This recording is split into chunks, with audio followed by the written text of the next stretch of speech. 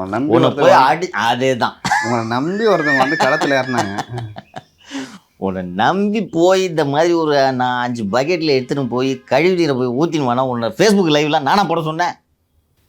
எல்லாரையும் மாட்டி விட்டாங்க. போலீஸை மாட்டி விட்டாங்க, திரு செல்வ பெருந்தகை மாட்டி விட்டாங்க, அவங்களே அவங்கள மாட்டிக்கிட்டாங்க.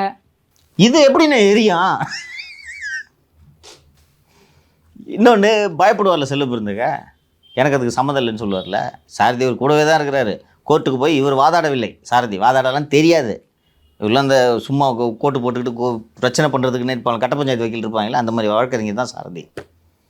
ஸோ நீதிமன்றம் அவர் கேஸே அவர் ஃபைல் பண்ணுறது இல்லை. அப்புறம் இந்த வழக்கு எதுக்கு வந்து நீதிமன்றத்தில் எப்போ வாய்தா வந்தாலும் வந்து உள்ளே எதுக்கு வந்து நிற்கிறீங்க?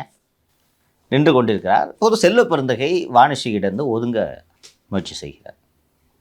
இப்போ சேகர்பாபு குளத்தூர் தண்டராஜுக்கிட்டேருந்து ஒதுங்கிறது இல்லையா, அதுபோல் செல்வ பெருந்தகையும் இதிலிருந்து ஒதுங்க முயற்சி செய்கிறார்.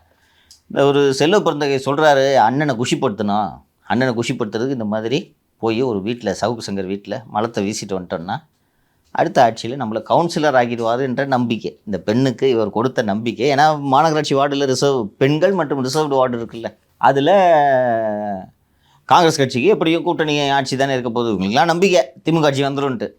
அப்போது கூட்டணிக்கு இந்த சீட்டு வார்டு ஒதுக்கப்படும் போது உங்களை கவுன்சிலர் ஆக்குகிறேன்னு சொல்லி நம்பி இன்றைக்கி வாழ்க்கையை தொலைச்சிட்டாங்க. நம்ம வீட்டில் அவ்வளோ செய்தாலும் கூட எனக்கு இப்போதும் வாணிஷி என்றதால் பரிதாபமாக இருக்கிறது. குழந்தை இருக்குது,